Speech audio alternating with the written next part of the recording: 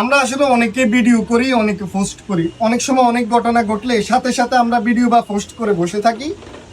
আপনাদের কাছে আমার একটা অনুরোধ থাকবে, যে কোনো ঘটনা ঘটার পরে হুট করে কোনো ভিডিও বা পোস্ট না করে একটু সময় নেবেন।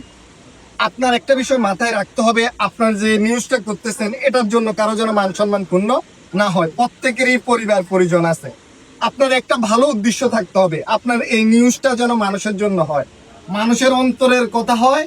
এই নিউজটা দিয়ে যেন মানুষ উপকৃত হয়। যারা কন্টেন্ট তৈরি করেন, আপনারা কোনো সাংবাদিক না, মনে রাখবেন নিউজের কাজ হচ্ছে সাংবাদিকের।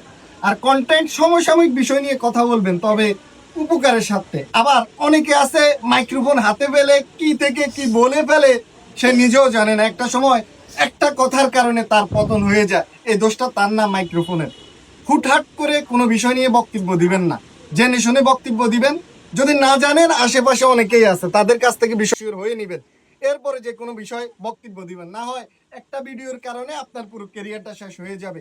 মামলার ট্যাগ যদি একবার পড়ে যায়, বুঝবেন দুনিয়াটা কি জিনিস। হুটহাট করে কারো কথায় আপনি ভালোবাসায় পড়ে গিয়ে একজনের বিরুদ্ধে নিউজ করবেন না। ওই যিনি আপনাকে করিয়েছে উনি সেরে যাবে, আপনি কিন্তু সারতে পারবেন না। সময় কাউকে ছাড়েন, একটা সময় আপনাকে ওই নিউজের কারণে আপনাকে মাসুল দিয়ে দিতে হবে। এজন্য আপনাকে, আমাকে, সবাইকে এ বিষয়ে সতর্ক থাকতে হবে।